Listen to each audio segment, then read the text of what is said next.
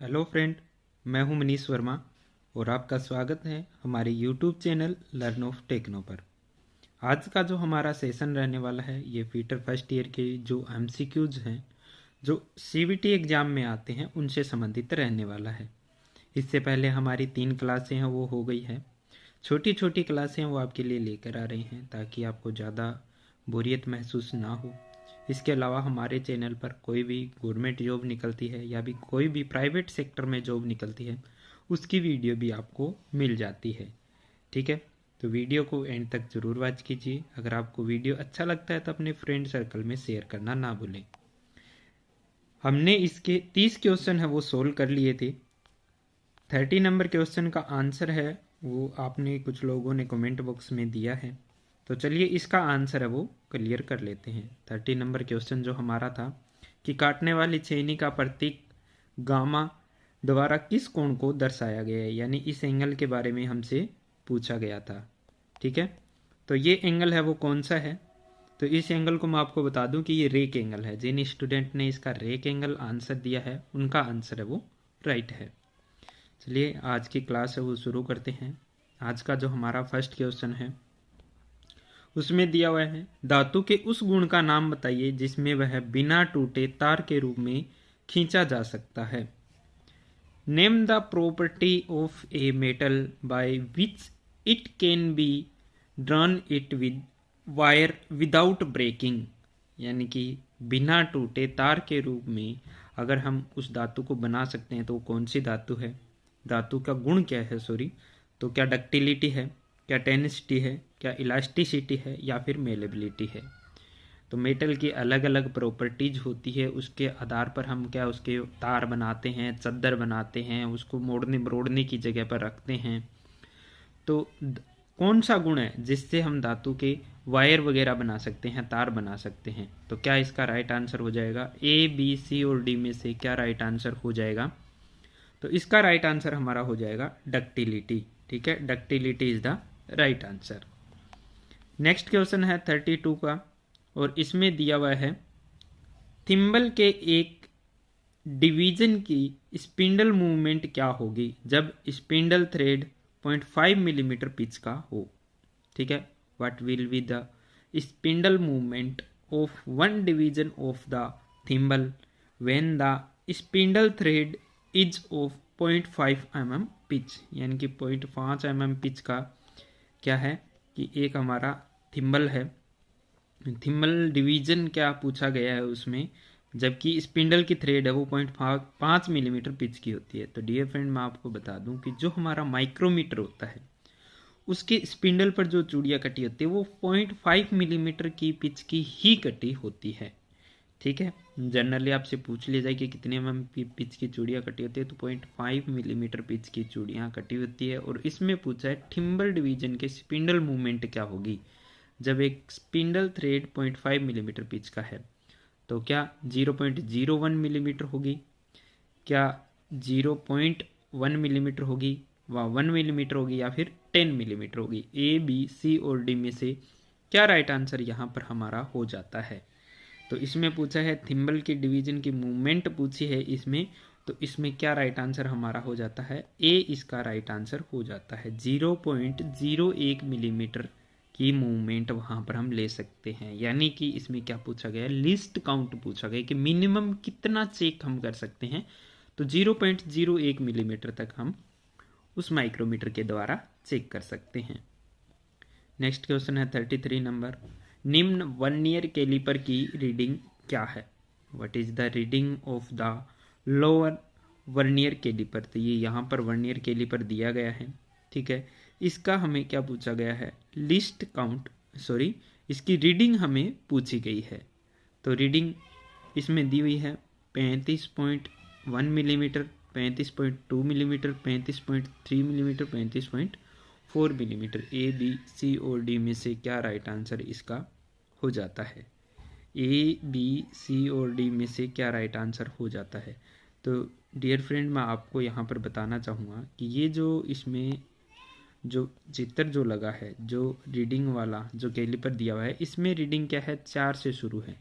ठीक है, तो ये क्या है, ये चित्र है वो रॉन्ग हो जाता है।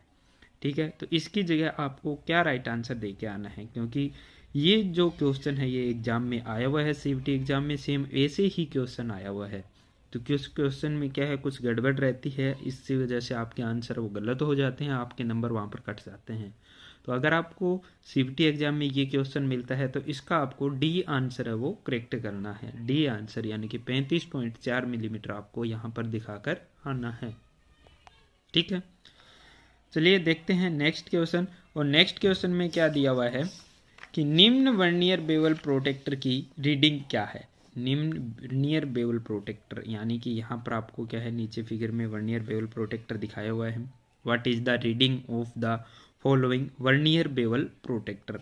तो इसमें क्या दिया हुआ है, एक यहाँ पर ये देखिए एरो का निशान भी इसमें दिया हुआ है।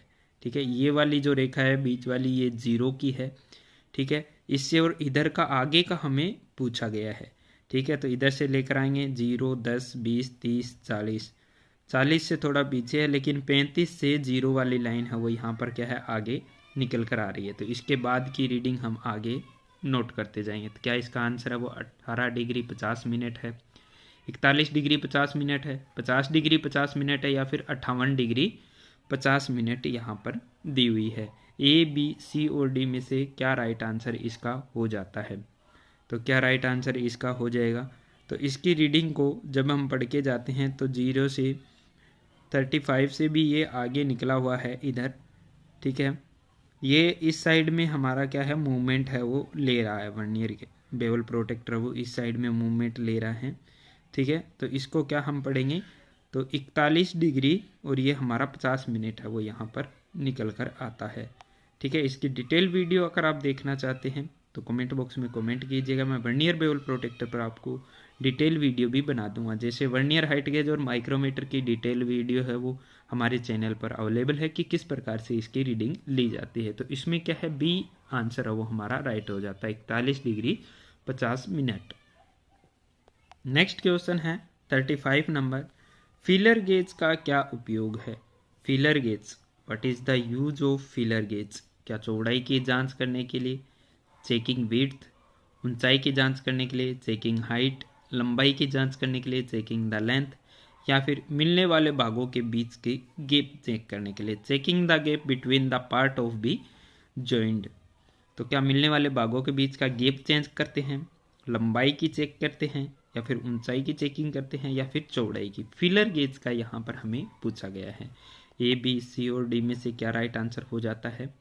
तो फीलर गेज है वो एक पत्ती के जैसा होता है और इसका यूज है वो मिलने वाले भागों के बीच के गैप जांच करने के काम में आता है, यानी कि इसका राइट आंसर है वो डी हो जाएगा, checking the gap between the part of B joint. Next question है 36 नंबर का। इसमें दिया गया है, दिए गए डायल कैलिपर में माप पढ़े, read the measurement in the given dial caliper. तो यहाँ पर क्या हमारे डायल कैलिपर है वो हमें दिया हुआ है और इसकी रीडिंग भी हमें खुली दिखाई हुई है। अब डायल कैलिपर और साधारण वर्नियर कैलिपर में क्या है, साधारण वर्नियर कैलिपर में वर्नियर स्केल मिलेगी, डायल कैलिपर में आपको क्या है कि डायल के ऊपर रीडिंग मिलेगी।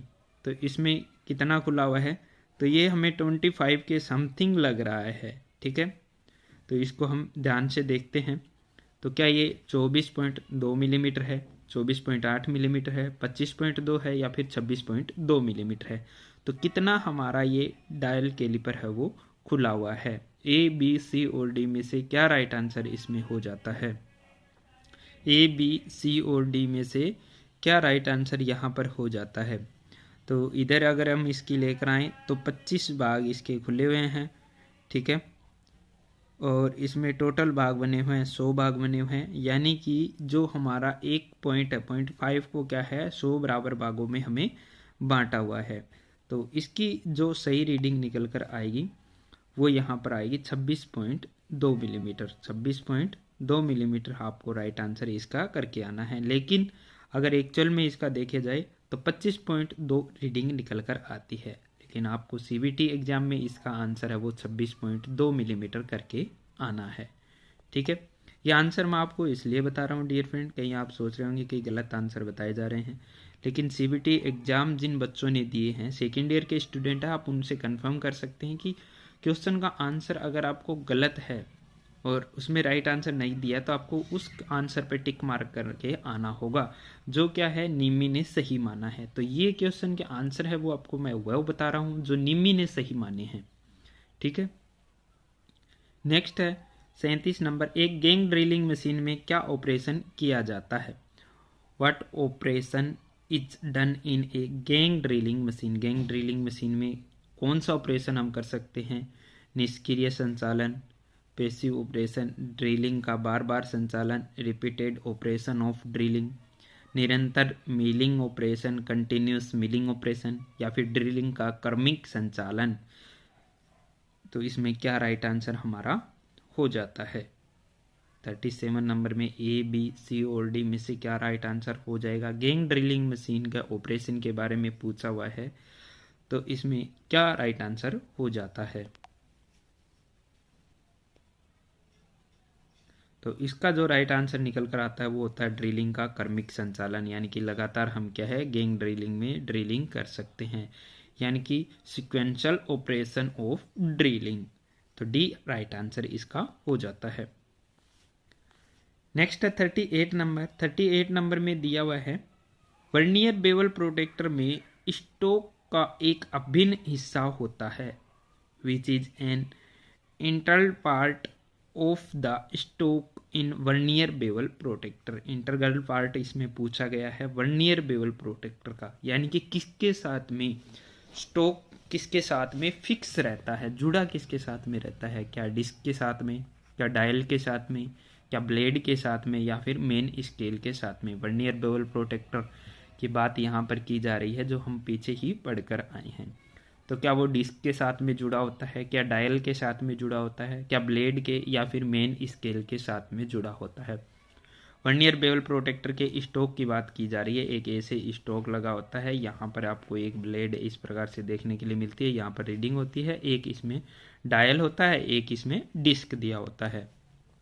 तो जो स्टोक है वो हमेशा डायल के साथ में जुड़ा रहता है, यानी कि बी इसका राइट आंसर है वो हो जाएगा। ठीक है, डायल के साथ में स्टोक है वो हमेशा जुड़ा हुआ रहता है। नेक्स्ट है 39 नंबर क्वेश्चन, और इसमें दिया हुआ है निम्न फाइल में अक्ष रूप में चिन्हित भाग का नाम दीजिए। Name the part marked as X in the following file. यहाँ पर क्या है अक्ष रूप से चिन्हित किया गया है। क्या ये हील है, क्या एज है, क्या फेरुल है, क्या यहाँ पर शोल्डर दिया हुआ है? ए, बी, सी और डी में से क्या राइट आंसर हो जाएगा? पार्ट का नाम पूछा गया है। पीछे की वीडियो में भी एक इसका क्वेश्चन था, वहाँ पर क्या है हील दिया हुआ था। ठीक है, तो अभी पूछा है दूसरी जगह के लिए, तो यहाँ पर क्या राइट आंसर हमारा हो जाता है? तो यहाँ पर हमारा राइट आंसर इसका होता है वो फेरुल होता है।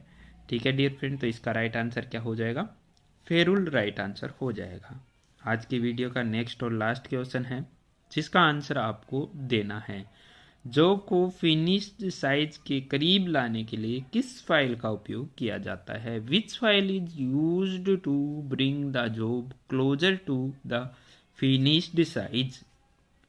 यानी कि जॉब की हम फिनिशिंग कर रहे हैं तो बिल्कुल साइज के करीब लाते समय किस फाइल का यूज हमारे द्वारा किया जाता है? क्या सिंगल कट फाइल, क्या मल्टीपल कट फाइल, या फिर सेकेंड कट फाइल, या फिर double cut file? Second cut file और डबल कट फाइल है वो दोनों ही अलग अलग है, एक फाइल नहीं है डियर फ्रेंड, इसका ध्यान रखना। तो कौन सी फाइल यहाँ पर हम यूज करेंगे? ए, बी, सी और डी में से क्या राइट आंसर हो जाएगा? इसके आंसर है वो आपको कमेंट बॉक्स में देना है। ठीक है डियर फ्रेंड, अगर आपको वीडियो अच्छा लगता है तो आप हमारे साथ ज़रूर जुड़िएगा। Wish you all the best.